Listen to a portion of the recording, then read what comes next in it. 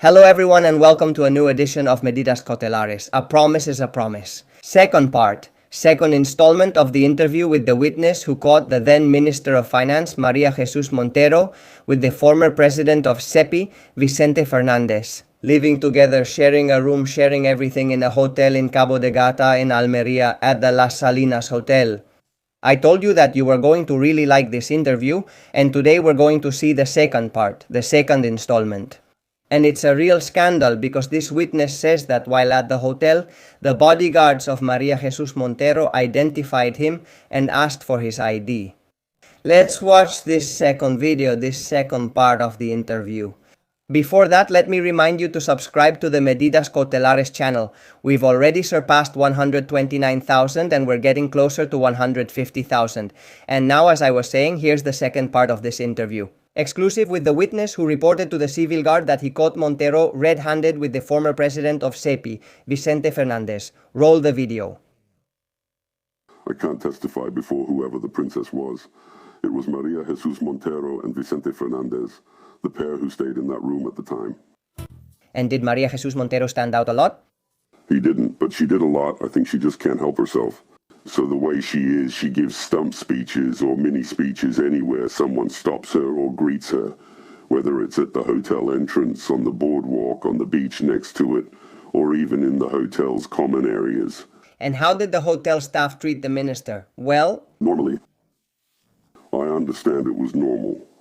I didn't really run into them at the reception, I think never, but I suppose it was just the usual treatment for guests who were staying there for a few days. And anything they asked for, just as they did with me, well, they tried to help them. So, you mean you saw them on the room's balcony and in the dining room? And outside there on the boardwalk next to the sea in the hotel, so they were also on the beach. And I was sunbathing on the beach or swimming in the sea, and she was about 20 meters away from me on a very big beach. Both together with bullets? Yes.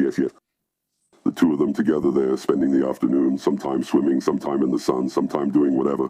And did you ever see them, let's say, in public showing any affection, closeness like a couple? I understood it as a couple because their attitude was that of a couple. Well, with a certain level of decorum, which I assume they have, and they didn't show any kind of behavior that was out of the ordinary either. The same thing happens to me with my wife. I've been married to her for over 30 years, and I don't usually kiss her in the street either. But, well, it was an attitude similar to the one I might have with my wife, a couple who were spending a few days on vacation, just relaxing and enjoying those days. And did you talk with any other guest about Montero's presence? No, honestly we didn't, because we hadn't been there long enough to really get to know any of them. In fact, well, we would always say good morning or good afternoon to any guest or anyone at the hotel. There was no conversation like that since I didn't know any of them. It was just my wife and me. And he got very close to Montero, to the point where he might have tried to take a picture of him, or just stared at his face, very close. Yes, at the beach. While we were at the beach, we already lived a few meters away. My wife was annoyed with me because she didn't want me staring at Montero so much, but I couldn't stop because I found it a little strange that she was there with this gentleman spending those days in the same hotel as me. I tried to take a picture of her, and my wife, you know how women are, told me, "Please, I'm begging you, under no circumstances take a picture of this woman." And I didn't end up taking any pictures of her. And was the minister accompanied by bodyguards, by police officers? I think so, and there was some incident that wasn't important at all.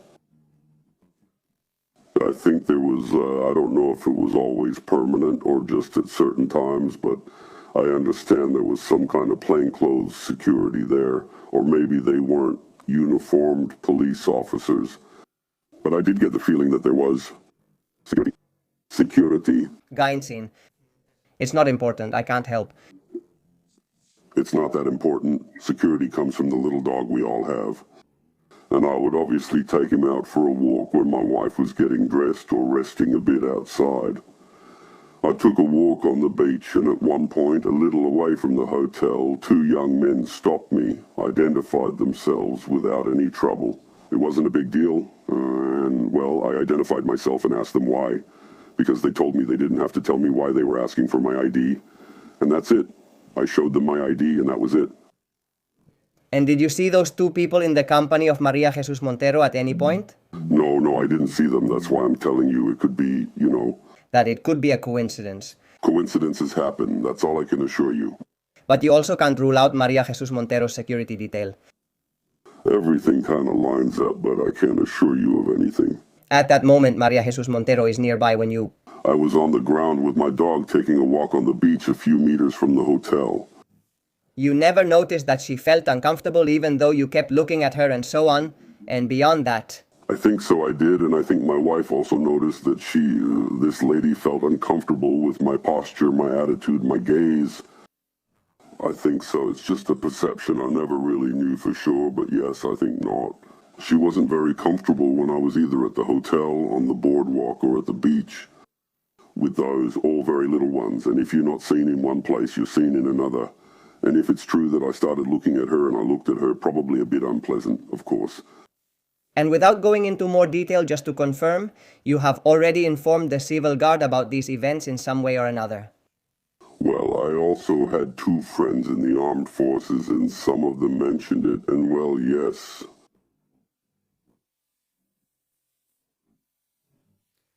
And why did you decide to give this interview?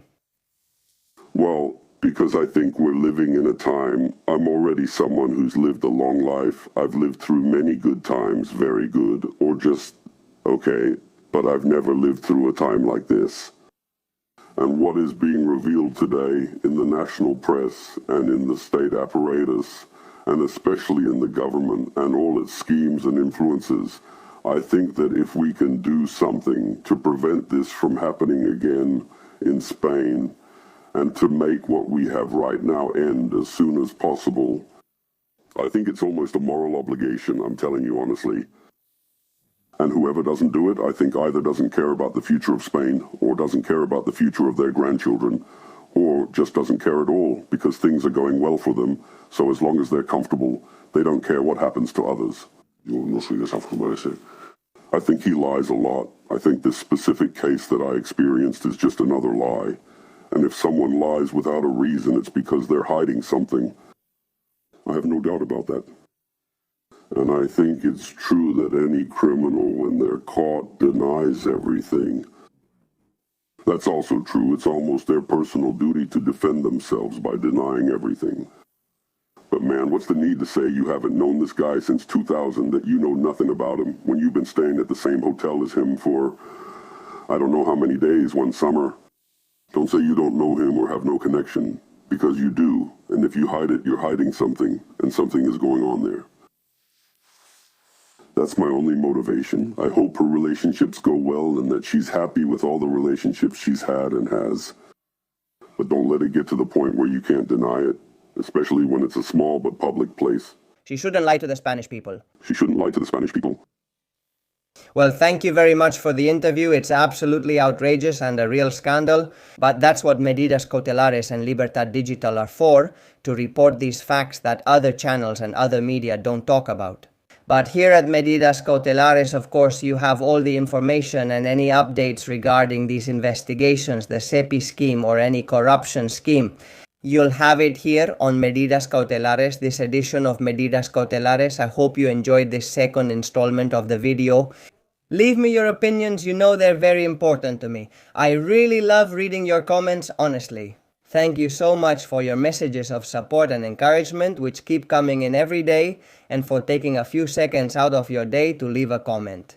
You know that really helps with the YouTube algorithm. It helps more people see us, brings in more subscribers, and gets more views on the videos. And we keep growing more and more. We can also grow as a community. You can become members, like the chosen ones for less than €3 a month, or like the supreme ones for less than €7 a month. You can also make your contributions via Bizum at 627-556-370, 627-556-37838. The most important thing, as I always tell you, is that this information reaches everyone because information is power. See you soon.